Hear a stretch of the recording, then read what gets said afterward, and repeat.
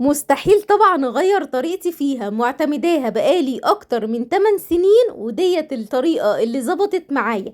ولا تقوليلي بحط حليب ولا تقوليلي بحط زبادي. احسن طريقة للبسبوسة انك تعمليها بالمية، زي الحلواني بالظبط. بسبوسة الحلواني ما بتتعملش غير بالمية. فتعالي النهاردة اقولك على المقادير المظبوطة اللي هتطلعي منها احلى واطعم صينية بسبوسة دايبة ومرملة وطعمها حكاية، سهلة وسريعة وكله هيتجنن عليها. لسه خارجة من الفرن دلوقتي حالا، بس عايزة اقولك ايه، ريحتها قلب الدنيا ولا بقى طعمها حكاية. تعالي نبدأ ونسمي الله ونصلي على الرسول عليه افضل الصلاة والسلام.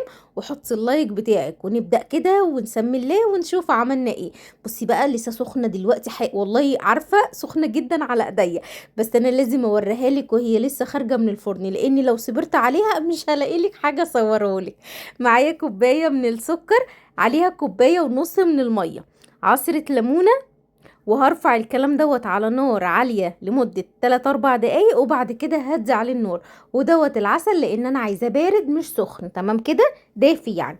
هنزل بقى هنا ب3 معالق من جوز الهند الناعم.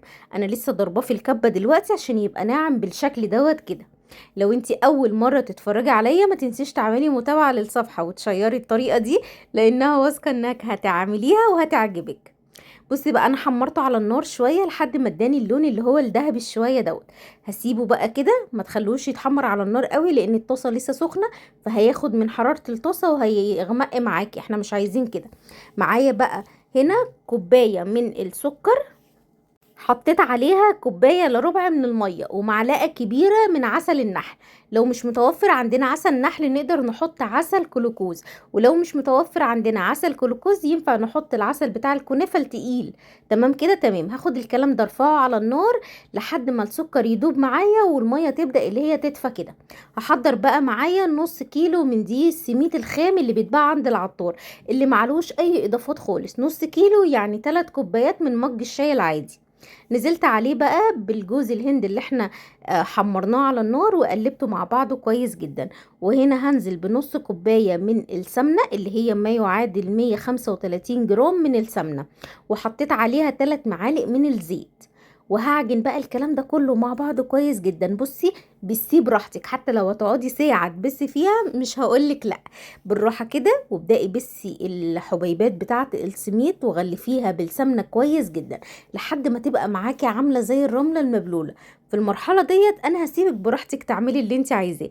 بس اول ما تنزلي بالخليط اللي احنا حطيناه على النار اللي هو بعد ما دفي معايا، اللي انا لسه نازله بيه دلوقتي، بقى كوبايه الا ربع من السوائل. يا دوب بس هقلب تقليبه، في التانية في التالتة هتختفي معايا السوائل، يبقى كده خلاص البسبوسه بتاعتي خلصت. اولا اول ما تنزلي بالسوائل اللي هي الميه، البسبوسه ما بتتعجنش ولا بتتقلب كتير عشان ما تخمرش منك وتبقى مش لطيفه.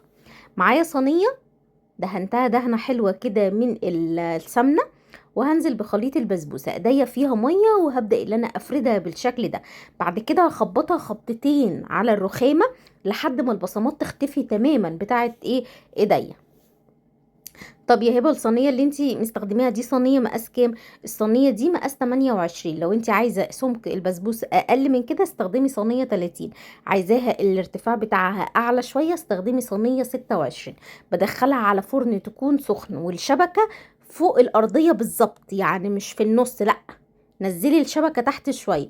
واول ما الاطراف بتبدا تحمر معاكي بتلاقي الارضيه بدات اللي هي تستوي، رفعيها فوق شوية وشغلي عليها الشواية.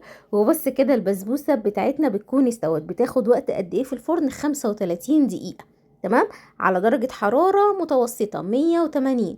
اول ما تخرج من الفرن وهي سخنة والشربات دافي هسقيها. واول ما تلاقي البسبوسة بتاعتك شربت الشربات بالشكل اللي انت شفتيه، يبقى كده البسبوسة بتاعتك ديت ناجحة تماما.